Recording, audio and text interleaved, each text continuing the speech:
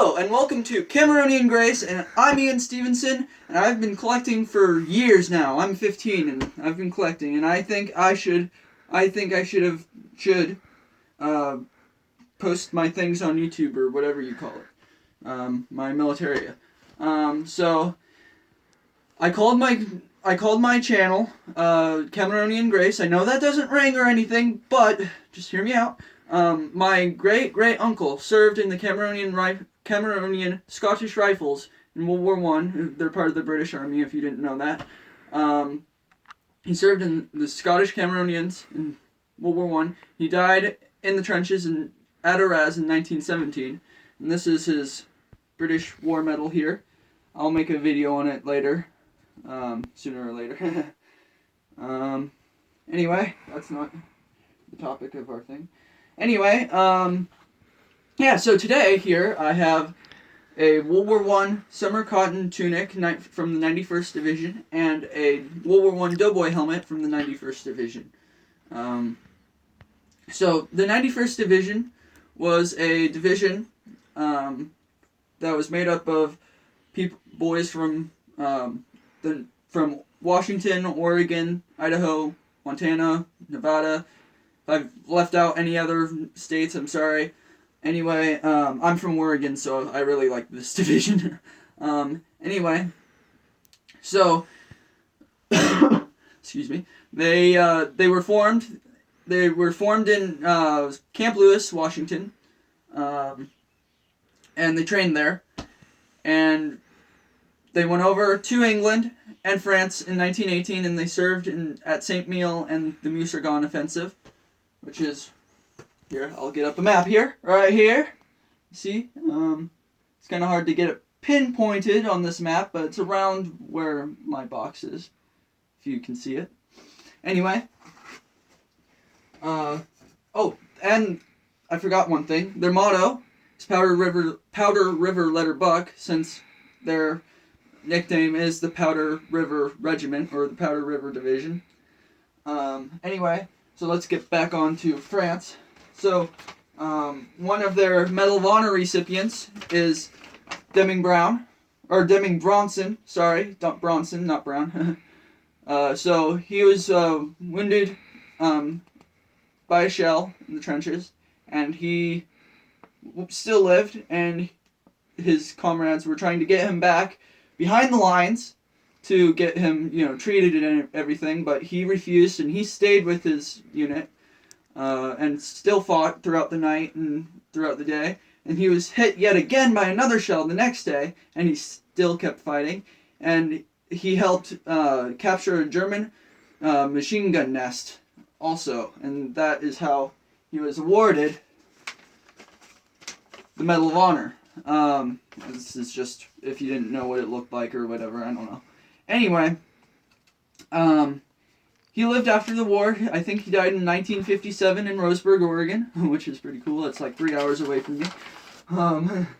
Anyway, so that's a little history on the 91st Division. So this coat, this jacket, tunic, whatever you want to call it, is from the 91st Division. This is a M1912 coat, so it was designed in 1912. There was a few changes between the 1917 and 1918 version of jacket that I'll get to in another video, but the stitching, the hemming here, as you can see, is higher up than what would be on a 1918 version of the M1912. So this is a 1917 version, 1917 or before version of the M1912 jacket. So the patch here was made from pool table felt that was in bars, homes, whatever wherever you would find a pool table.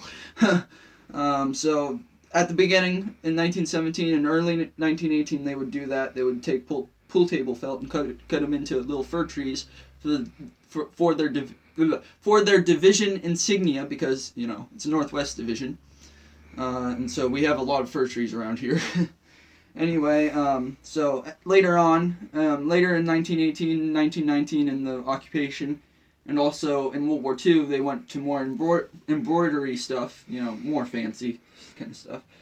Anyway, I heard, going on to the tunic now, I heard that these summer cotton tunics were only worn in the United States in the southern part, in like the southern states, and not in France. I'm not sure about that, so if you can comment below and if you do know exactly, that'd be nice. If you know if they were worn in France or not, or if they were only worn in the United States, please let me know. That'd be great. I want to learn too. Anyway, so this would have been worn, at a parade on a hot day if it was only used in the United States. But they primarily used them for hot days, of course, because the wool counterpart is pretty hot to wear on a hot day. So you have the blackened buttons here, so you wouldn't be your buttons wouldn't be showing to a sniper, a German sniper or anything like that. So you'd be a good target. They blackened these in World War One. In the Spanish-American War, they had the gold buttons, which they were targets. They were nice targets for snipers. So, we have here the collar discs. Here, this one on the left is the company collar disc with the crossed rifles, meaning infantry. Then on the right here is the U.S. collar disc, and every World War I soldier over in France had the stand-up collar and the two collar discs saying that they were in the U.S. Army, and that was their company, G Company for this instance. So, it's pretty interesting. And 4 pockets here, as usual. Now, we have the 91st Division helmet from World War I, the doughboy helmet. So, we have the 91st Division painted on, the division symbol painted on in the front here. I also heard that the vets painted these trees on after the war for parades and stuff like that. That could be true. I've also heard that they did paint these on in the trenches. Like in 1917, they painted on their insignia on the side instead of the front, and then in 1918 they changed it to go to the front, to the insignia to the front instead of the side. The British did this. I think the Americans did also. The earlier Americans, anyway. But this is American-made U.S. doughboy helmet. I'll make a video to tell how you can tell between a British-made and a American-made U.S. doughboy helmet. But has the full liner, which is nice with the paper here. You can still see the paper its instructions to tighten your chin strap and stuff like that. But nice liner, chin strap, all there. One of my best examples. But it's a really nice local Northwest Division helmet. So yeah, the 91st Division served in World War I, World War II. And since 2008, they've been a reserve unit. I have a few more patches. This one's from the 316th Battalion, or Regiment. Here. It was on a wool uniform. These ones are also World War I from a wool uniform. Let's see if I can... Shoot, I dropped those. There we go.